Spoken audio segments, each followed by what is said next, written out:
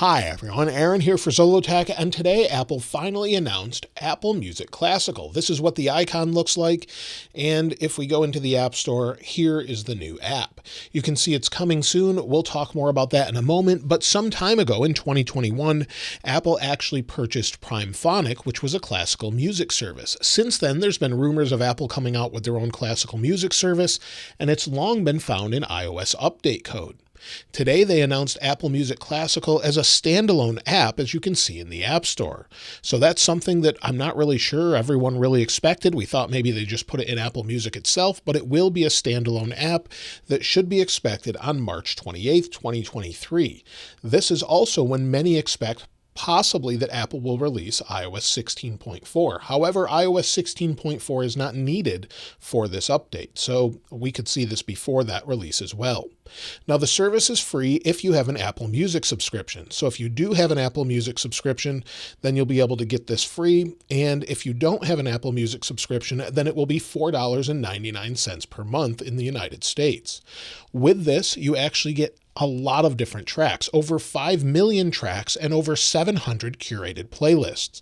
So we can go into the details here. And as you can see, as we go through, they have updated search, and the search actually lets you really go through this and search by a few different things. For example, you can search by artist, composer, but there's also conductor, catalog number of work, and possibly even more than that.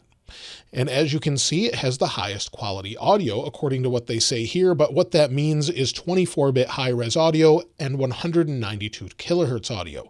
Some of them will also have spatial audio if you choose to use that. And also one thing you can see, and the main screenshot here is just a Photoshop, but this is a treble clef, and it's a little bit more skeuomorphic than it was in the initial updates that we found within the code. So maybe that's a hint at iOS 17 being a little bit more skeuomorphic. We've seen some of that with different icons to match that of the Mac. If we go back into the App Store, you'll see the Now Playing screen, and it looks a little bit different in that it's just black or white. It's not actually mirroring that of the album. And we also have a little eye for information, where instead of having lyrics, we'll have more information about the work itself, composer bios, and even notes. So that's something they're going to have in the classical music app.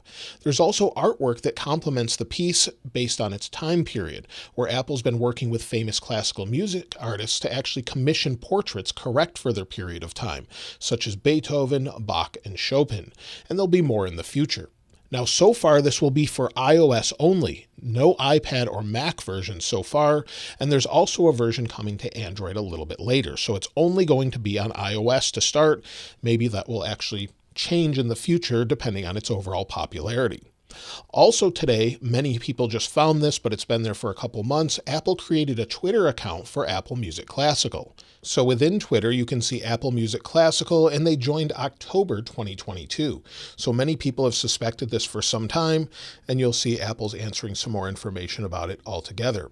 Now you can pre-order the app, which is a little odd since it's not actually a paid app, but you can pre-order it now, and I'll leave a link to it in the description below if you want to check it out. So hopefully that answers everything you wanted to know about it. There's some more information here about what data they collect and more. Also more information about overall audio quality and more. So if you're interested in this, I'd love to hear from you in the comments below. It seems enough people were really waiting for Apple to introduce this, so I thought I'd make a quick video explaining more about this. If you have any other questions, though, I'd love to hear from you in the comments below. And of course, I'll link this wallpaper in the description like I normally do. If you haven't subscribed already, though, please subscribe. And if you enjoyed the video, please give it a like. As always, thanks for watching. This is Aaron. I'll see you next time.